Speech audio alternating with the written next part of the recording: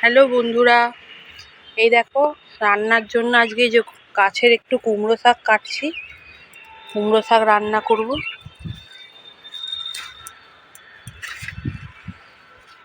এই দেখো কেটেছি, আর একটুও কাটবো, তারপর দেখাচ্ছি।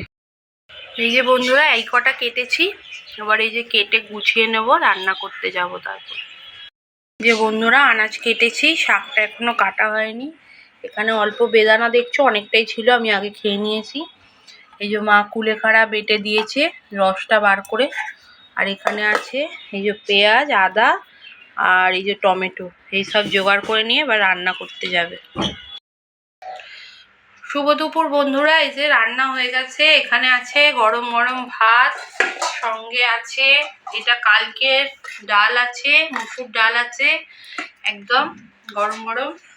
এখানে এই যে গাছের থেকে যে শাক তুলেছিলাম, সেই শাকের চচ্চড়ি মাছের মাথা দিয়ে, রুই মাছের মাথা দিয়ে। আর এই যে এখানে আর একটু ছেলের জন্য আলু ভাজা করেছি আর মাছ ভাজা করেছি। আর এই যে এখানে দুটো বড়া রয়েছে, যে পাতাটা আমি বেটে খেয়েছিলাম, কুলেখাড়া পাতার রস, ওইটার বড়া আছে। আর এই যে এখানে আছে গিলে মেটের তরকারি, এই যে কষা কষা করে একদম গিলে মেটের লাল লাল করে গিলে মেটের তরকারি। চলো এবার ভাতটা বেড়ে নিই।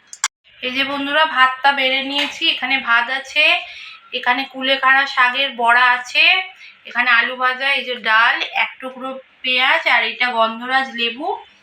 আর এই যে এবার এই চচ্চড়িটা বেড়ে নেব। সঙ্গে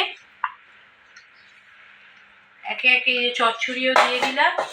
এবার এই যে গিলে মেটেটা বেড়ে নিই। ভিডিও ভালো লাগলে লাইক, কমেন্ট, শেয়ার, সাবস্ক্রাইব করে পাশে থাকার অনুরোধ রইল।